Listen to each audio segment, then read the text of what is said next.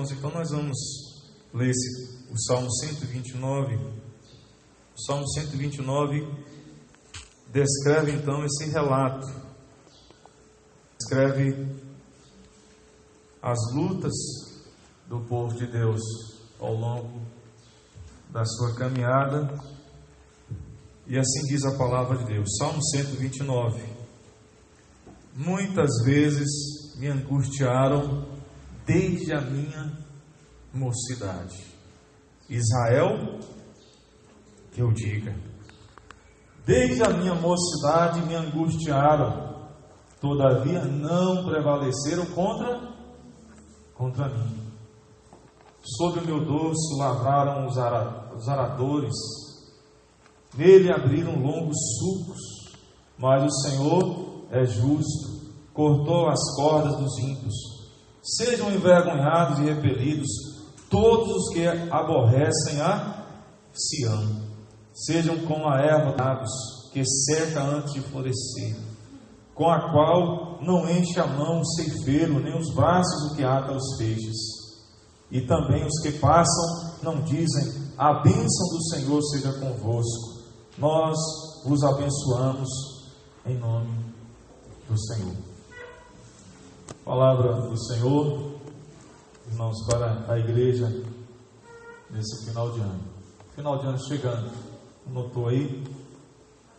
Entramos já no mês de dezembro, mês final. E a pergunta, meus irmãos, que surge: qual a sua avaliação desse ano? Você fazendo hoje, diante da ceia do Senhor, um autoexame da sua caminhada com Deus, qual é a sua avaliação? Essa é a primeira pergunta. A segunda é: como foi o seu desempenho na agência do reino? Pastor, que agência é essa? A igreja. Como foi o seu desempenho? Queria que você observasse essas duas perguntas nessa noite, que de certa forma você respondesse, fosse bem sincero.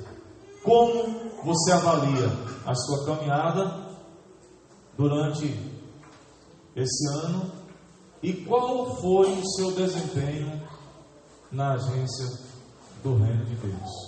Como você desempenhou seus dons e talentos durante este ano?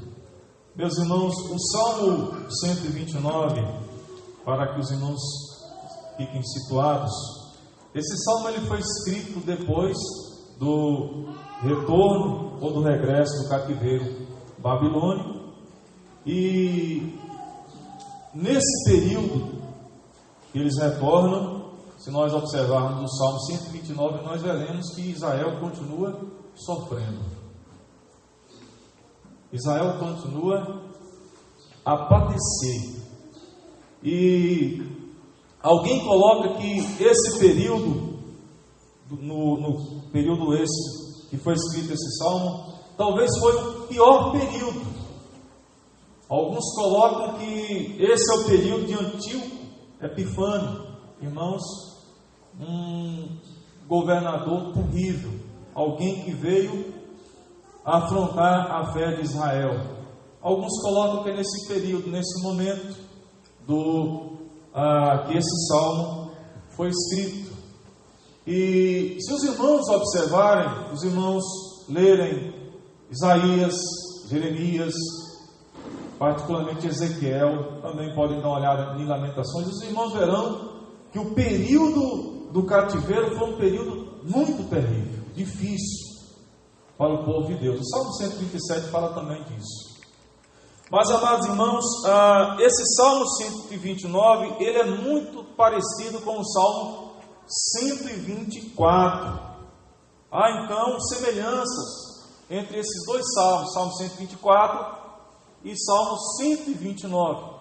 De certa forma, aqui eles estão cantando, meus irmãos, as lutas, os sofrimentos, as adversidades que Israel passou durante a sua história. Momentos terríveis, momentos de sofrimentos.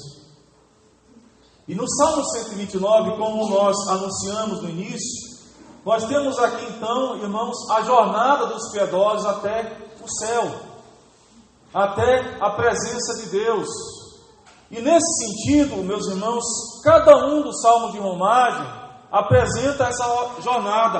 O Salmo 120, nós já vimos, até o Salmo 134, cada um desses salmos apontam exatamente, irmãos, a caminhada, a peregrinação dos discípulos de Cristo, logicamente no Antigo Testamento dos piedosos de Israel, mas também os discípulos do Senhor em toda a sua história. Nós temos isso aqui no Salmo 129.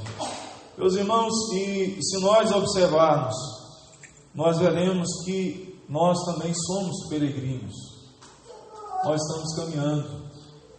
O Eugênio Peterson, ele diz algo que eu gosto muito de sempre estar lembrando. Ele diz que a fé cristã, a caminhada cristã, é uma longa obediência na mesma direção, sem perdermos o foco, sem, irmãos, entrarmos por atalhos. É sempre longa a caminhada, mas para caminharmos a mesma, nós precisamos sempre ir na mesma direção, em linha reta, sem olharmos e voltarmos para os atalhos. Nessa noite eu queria, irmãos, sem demora, trabalhar 3 lições que nós tiramos desse salmo aqui, e eu acredito que nós precisamos pensar na nossa caminhada também. E por assim dizer, você ouve constantemente aí, quando você vai, se você se entregar a Cristo, você vai parar de sofrer. Isso não é verdade.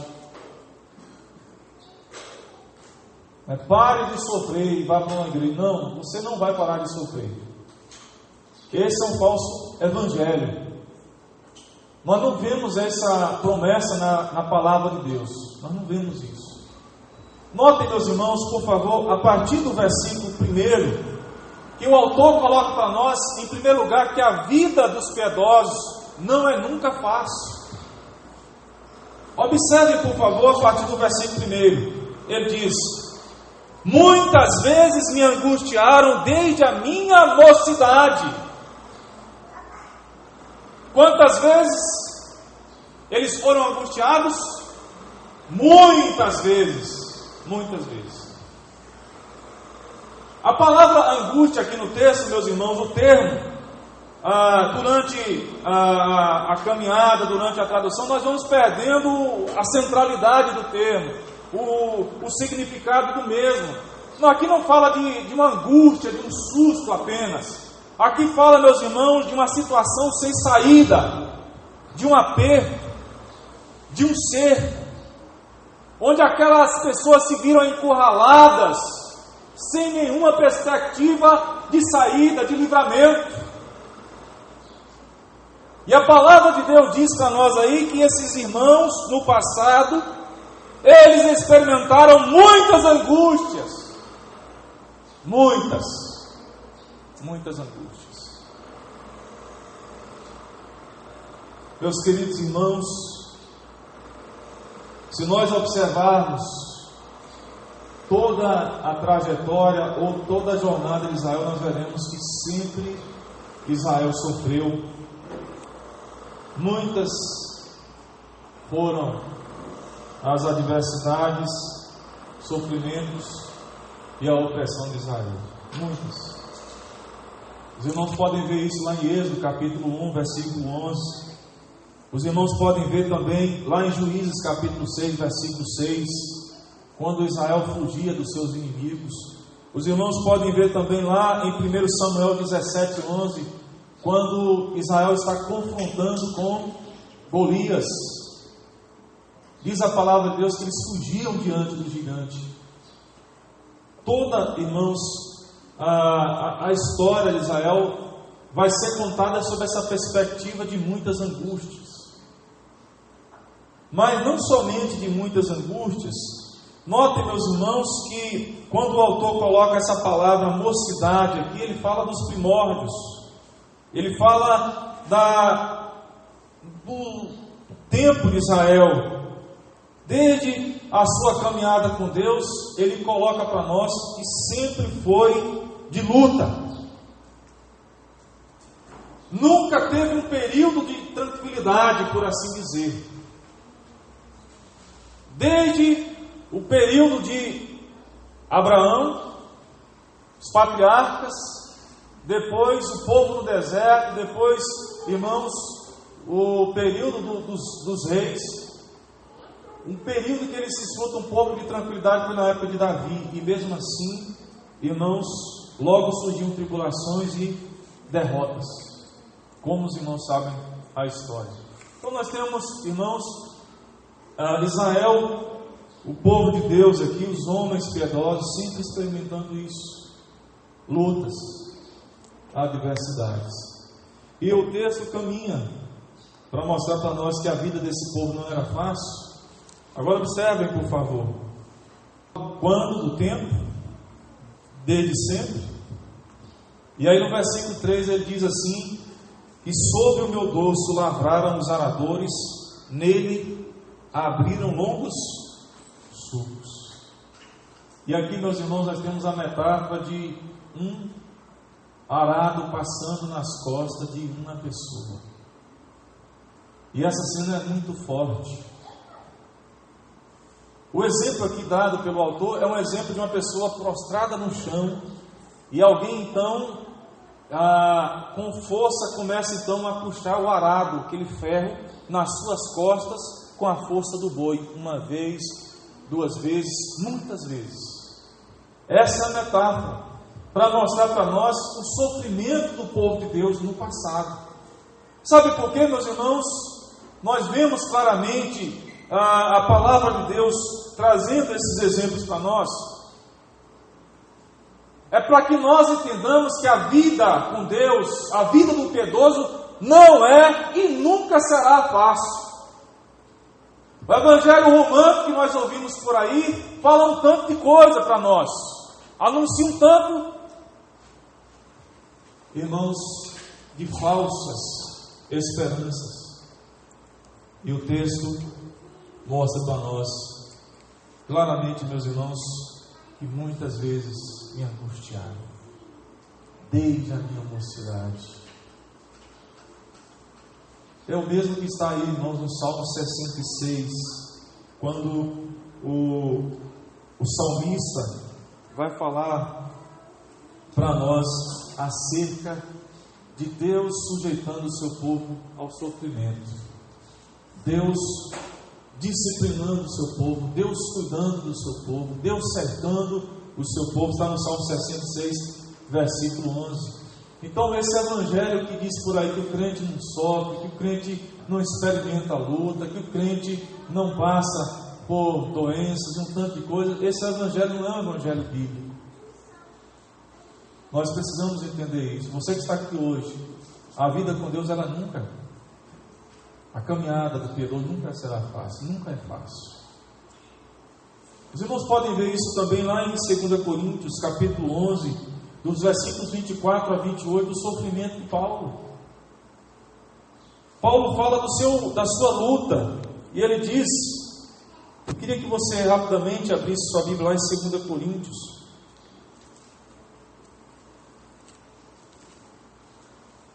(24 a 28). Olha só o que Paulo diz: 5 vezes recebi dos judeus uma quarentena de açoites menos 39. Versículo 25: fui 3 vezes fustigado com varas, uma vez apedrejado, em naufrágio 3 vezes, uma noite e um dia passei na voragem do mar, em jornadas muitas vezes, em perigos de rios, em perigos de salteadores, em perigos entre patrícios, em perigos entre gentios, em perigos nas cidades, em perigos no deserto, em perigos no mar, em perigos entre falsos irmãos. Versículo 27: em trabalhos e fadigas, em vigílias muitas vezes, em fome e sede, em jejuns muitas vezes, em frio, em nudez. Meus irmãos, podemos concluir que Paulo não sofreu? Não, irmãos. Paulo sofreu também. Cristo, irmãos, claramente mostra isso para nós. E o curioso, irmãos, é que lá em João 16:33, Jesus já deixa claro para nós que no mundo tereis aflições, mas tende bom ânimo, eu venci o mundo. Essa é a palavra do Senhor. Quando, irmãos, nós então subimos para adorar a Deus num dia de domingo à noite, depois de chuva, nós precisamos entender isso, que a vida nunca é fácil, a vida do cristão. Nunca, irmãos, teremos um tempo de tranquilidade longo. Nós desfrutamos de algum tempo, mas não longamente. Mas, irmãos, eu acredito que os irmãos estão aí, pastor, você veio domingo à noite falar de sofrimento, depois da chuva. Mas, irmãos, se nós temos em primeiro lugar essa questão que a vida dos piedosos não é nunca fácil. Em segundo lugar, nós vemos no texto que a vida dos piedosos não é nunca sozinha. Por favor, observe. Nós temos aqui agora, meus irmãos, a sentença principal do texto. O que diz? Mas o Senhor é o que? É justo. Cortou as cordas dos ímpios. Deus, Ele permite situações que nós passemos por situações, permite. Mas notem, por favor, no texto, irmãos, algo bastante confortador e consolador, a presença de Deus. A presença de Deus aí no texto. O autor deixa claro para nós aqui que Deus, Ele está sempre presente na vida, ao lado do seu povo. A vida não é nunca fácil do piedoso, mas a vida do piedoso não é nunca sozinha. Nós não passamos por lutas sozinhos, nós não passamos por provas sozinhos. Deus está sempre conosco, Deus está do nosso lado, Deus está nos abençoando. A prova, irmãos, do deserto, a luta, a adversidade vai até um momento, até um certo limite. É temporário porque Deus está conosco, Deus está vendo tudo. Isso é maravilhoso, meus irmãos. É maravilhoso nós entendermos isso. Se formos pensar a vida do piedoso, do crente, nesse mundo não é fácil, provavelmente, então eu não quero essa caminhada. Mas Ele não abandona o seu povo, diz o texto aí. Mas o Senhor. E o autor coloca para nós aí, meus irmãos, que esse Deus que está do nosso lado, Ele é justo. O texto diz aí que o salmista mostra para nós a justiça de Deus. E aqui indica a justiça, a retidão, a excelência moral de Deus. Segundo as Escrituras, Deus é um ser absolutamente justo e sempre age de maneira, irmãos, perfeitamente consistente com aquilo que Ele é. Deus é justo. Os ímpios bateram, angustiaram Israel, mas Deus se ergue para salvar a Israel. A luta daquele povo foi, irmãos, temporária. Como nós temos também lá no Salmo 125 acerca do certo, da prova do justo. Deus não dá mais do que nós, irmãos, suportemos. Ele vai lá e Ele quebra mesmo aqueles que vêm para maltratar. Ele permite. Ele sujeita o crente passar por lutas. Mas nós devemos entender, irmãos, que o texto diz aí que Ele é justo. E o que Ele fez aí? Ele cortou as cordas dos ímpios. A figura aqui agora é a figura daquelas cordas do arado, que eram, irmãos, o arado que era puxado, as cordas eram puxadas ali pelos bois. e passando nas costas do povo de Deus, para lá e para cá. E aquele povo não era um povo fraco, aquele povo era um povo forte. E Deus chega lá e Ele quebra aquelas cordas para salvar o seu povo. É essa imagem que nós precisamos, irmãos, pensar nessa noite. Os piedosos na sua jornada. Se não fosse Deus, hein? Se não fosse Deus, Salmo 124 que estivesse do nosso lado, o que seria, meus irmãos, de nós? Nesse sentido, a perseverança dos piedosos não é resultado de sua determinação, mas sim o resultado da fidelidade de Deus. Não foi a determinação desse povo, não foi esforço, mas a fidelidade de Deus de estar ao lado do seu povo. Irmãos, não foi isso que nós ouvimos de Cristo?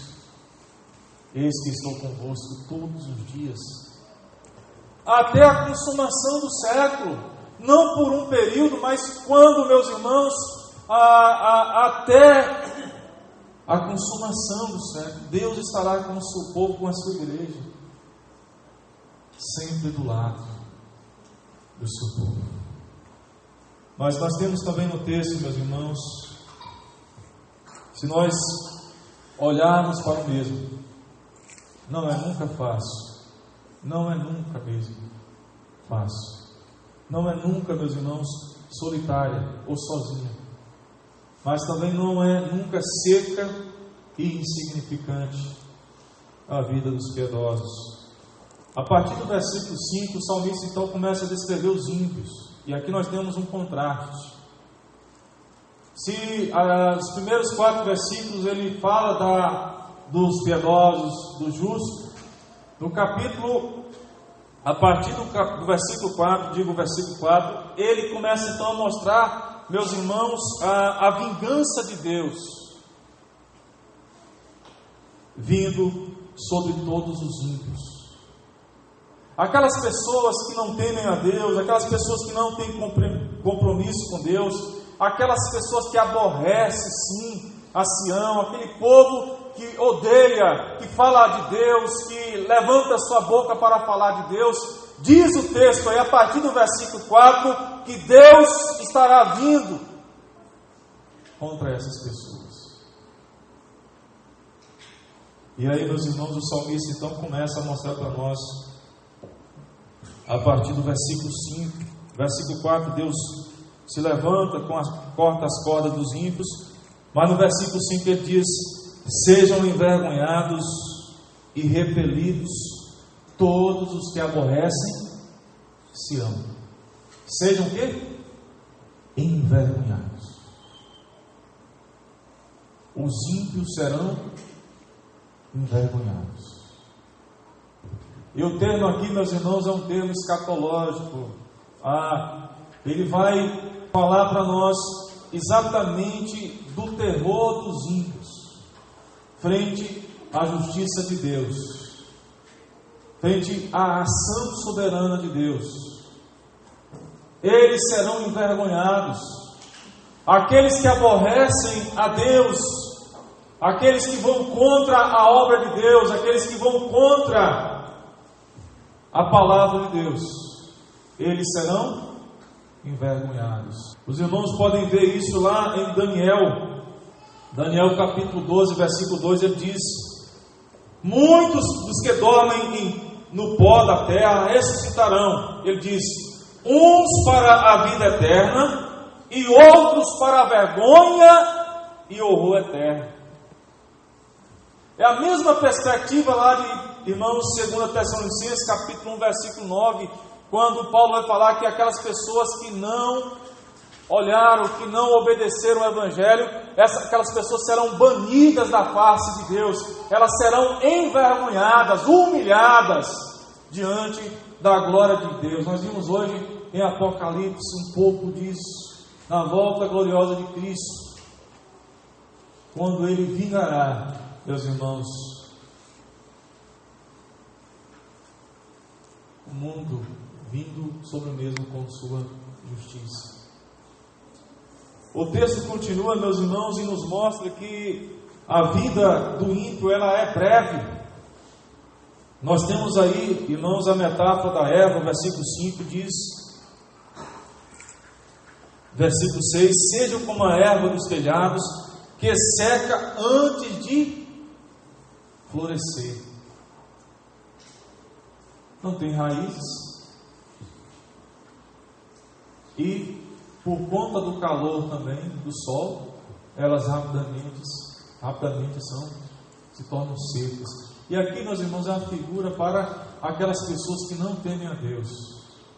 Rapidamente elas prosperam, rapidamente elas se fantasiam, rapidamente elas começam a levantar a sua boca contra o Senhor, contra a Deus, e começam a mostrar um tipo de prosperidade. Salmo 73, mas isso é rápido, isso é breve. A vida do homem sem Deus é breve, é comparado com uma erva que rapidamente seca. A figura de erva, ela é sempre usada na Bíblia, irmãos, para expressar a brevidade da vida. Rapidamente ela passa. E o autor também coloca para nós, irmãos, que os ímpios são infrutíferos e insignificantes. Ele diz, com o qual não enche a mão o celeiro, nem os braços o que ata os peixes. A ideia aqui é alguém, irmãos, o segador, sem querer colher aqueles frutos já prontos. O fruto, a ideia é que o fruto não atrai a colheita. E por não atrair o ceifeiro, o mesmo rejeita e olha aquele campo, aquele espaço ali, como algo insignificante, sem nenhum sentido, fútil, desprezível, sem nenhum valor mesmo, é a figura. O homem sem Deus, à luz do texto aqui, é um homem, irmãos, que não tem absolutamente nenhum valor. E assim éramos nós não tínhamos nenhum valor. O homem natural não tem nenhum valor. Meus irmãos, e o texto então, irmãos, mostra para nós que essas pessoas não produzem nenhum fruto bom, nem atingem um estado de maturidade, mas se exaltam apenas com a aparência da carne. Olha que coisa. Não há nada de significante na vida de uma pessoa que não tem Deus. Você olha, se contempla, você vê ele prosperando, você possivelmente saiu lá de sua casa e veio, aí você encontra alguns poderosos aí da cidade aí, com suas práticas de vida, e aí você começa a pensar, rapaz, eu não tenho, olha eu indo buscar, olha eu servindo, e esse rapaz aí está prosperando. Essa é a intentação lá de Asaf no Salmo 73, porque prosperam os ímpios. E a conclusão dele no final, meus irmãos, que é muito mais importante, muito mais significativo nós estarmos na presença de Deus. Então, nesse sentido, irmãos, a vida do justo, ela não é seca e insignificante. O homem sem Deus não tem nenhum significado. Eu queria que os irmãos observassem, meus irmãos, porque nós temos nesses versículos aqui um salmo imprecatório, uma oração imprecatória. E o salmista aqui, ele está orando para que Deus agora manifestasse juízo nos seus inimigos. O salmista orou com efeito para que os inimigos de Israel fossem reduzidos a tal pobreza que ninguém ficasse rico por despojá-los. Mais ou menos, irmãos, a seguinte ilustração: alguém que está ficando rico à sua custa, tomando os seus valores, seus pertences. Eu pergunto a você, você ficaria triste ou ficaria alegre com isso? A pessoa vai na sua casa e toma tudo. todo o seu direito, todo o seu trabalho, fruto do seu trabalho, aí você não expressa nada. E aqui no texto nós temos, irmãos, vida sem hipocrisia. Porque é exatamente isso que expressa os salmos imprecatórios, por exemplo, Salmo 137. Vamos rapidamente para o Salmo 137, nós estamos chegando ao final da mensagem.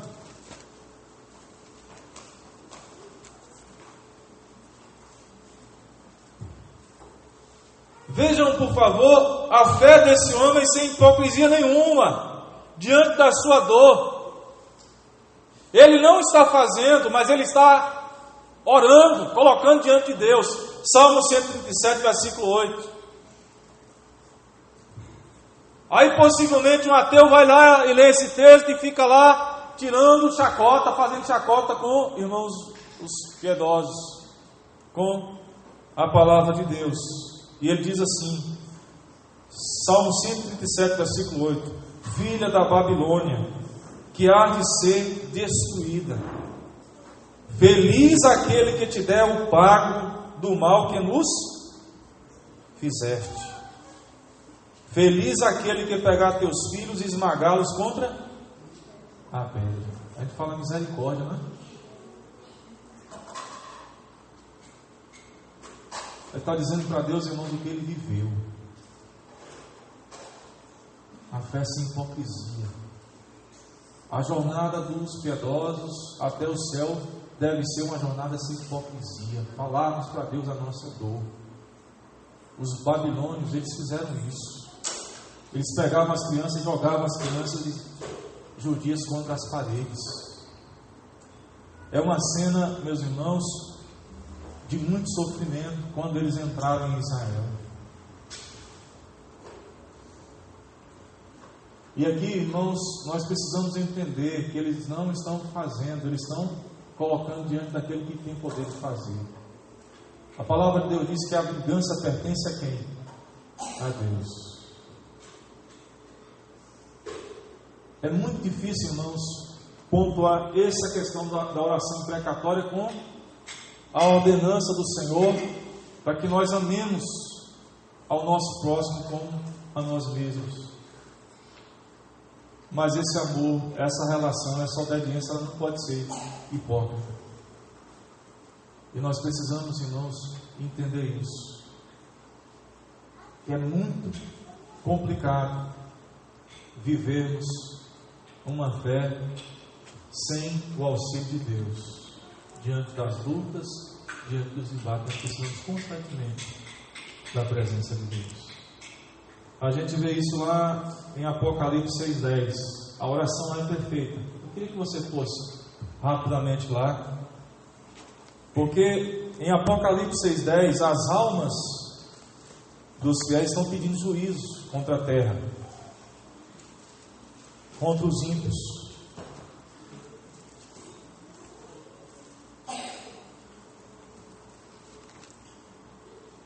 Apocalipse 6,10. Vamos ler juntos aí, meus irmãos, por favor.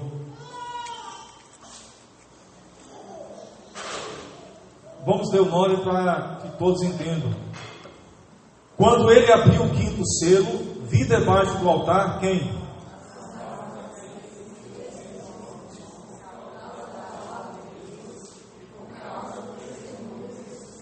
O que eles estavam pedindo? Versículo 10. Clamaram em grande voz, dizendo: até quando, ó soberano Senhor, santo e verdadeiro, não julgas nem vingas o nosso sangue? Oração imprecatória, juízo, vingança de Deus contra aqueles que aborrecem o nome de Deus, a obra de Deus. É a mesma, irmãos, situação do Salmo 129. O crente, ele não pode ter uma fé hipócrita. Ele tem que ter uma fé transparente, autêntica diante de Deus. Ele tem que colocar na sua jornada, na sua caminhada, a sua dor. Irmãos, o que nós nessa noite entendamos, de fato, irmãos, que a nossa caminhada, ela não é fácil. Que nós entendamos de fato que, irmãos, a nossa caminhada ela não é sozinha. Nós não estamos solitários nesse mundo. E também nós precisamos entender, para a glória de Deus, irmãos, que a nossa vida ela não é seca, ela não é insignificante, como os ímpios. Porque tem hora na nossa caminhada que nós, irmãos, misturamos e vamos agindo como aqueles que não temem a Deus, nos misturamos e achamos que no final todos irão para a presença de Deus. Com a filosofia do universalismo, isso é mentira. Deus distingue para si o fiel. No mundo, irmãos, nós temos os piedosos e nós temos os ímpios. Nós não temos um muro. E a nossa oração é para que Deus, pela sua misericórdia, pela sua graça, Ele assista os nossos e aqueles irmãos que nós conhecemos, porque quem não teme a Deus encontrará com Ele e experimentará dele a justiça, o julgamento e a vingança. Meus irmãos, e aí possivelmente você está pensando: por que, pastor, eu não experimento isso? Porque Jesus já experimentou isso por nós. E assim, meus irmãos, eu encerro. Lá na cruz do Calvário, Jesus, Ele não foi ouvido. Ele não foi ouvido. Ele se fez pecador. Ele tomou os nossos pecados.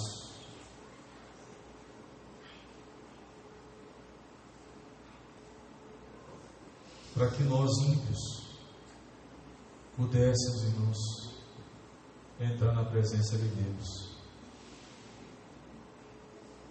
Não que nós somos melhores do que os outros, nós éramos ímpios também.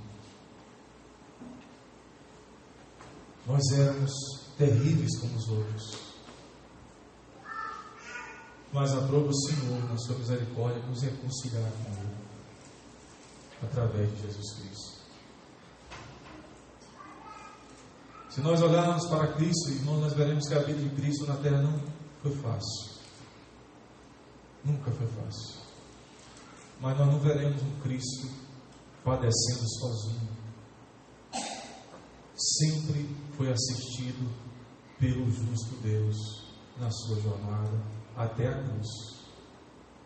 Mas lá na cruz, o Pai deixa de ouvir, para que nós, irmãos, povo de Deus, fôssemos justificados, deixássemos de ser ímpios e fôssemos regenerados por sua misericórdia. E nessa oportunidade você olhe para a cruz de Cristo. É lá que todo pecador deve estar. É lá que todo pecador deve se voltar. Porque foi lá que Deus expressou a sua misericórdia ao mundo. Nessa noite eu convido você a olhar para Cristo, porque a única forma de você não experimentar o juízo de Deus é através de Cristo. Que a graça dele nessa noite se manifeste, meus irmãos, em nossas vidas. Que nós possamos, de fato, olhar para Ele na nossa caminhada, olhando firmemente para o autor e consumador da fé, Jesus, o nosso Senhor. Então nessa noite olhe para Ele, olhe para Cristo, e certamente você desfrutará da graça de Deus, do amor de Deus. Eu sei, meus irmãos, que a nossa vida não é fácil. Eu sei que o ano 2018 possivelmente não foi um ano fácil para você. Mas uma coisa que nós podemos concluir juntos é que não experimentamos os dissabores sozinhos. Ele esteve sempre do nosso lado. E nessa noite eu queria que concluíssemos mesmo nisso. Que nós não olhemos para a nossa vida como uma vida seca, insignificante, porque nós fomos amados por Deus lá na cruz do Calvário, e o poder da ressurreição de Cristo já está operando em cada um de nós. Isso é muito. Olhe para Cristo nessa noite, feche seus olhos.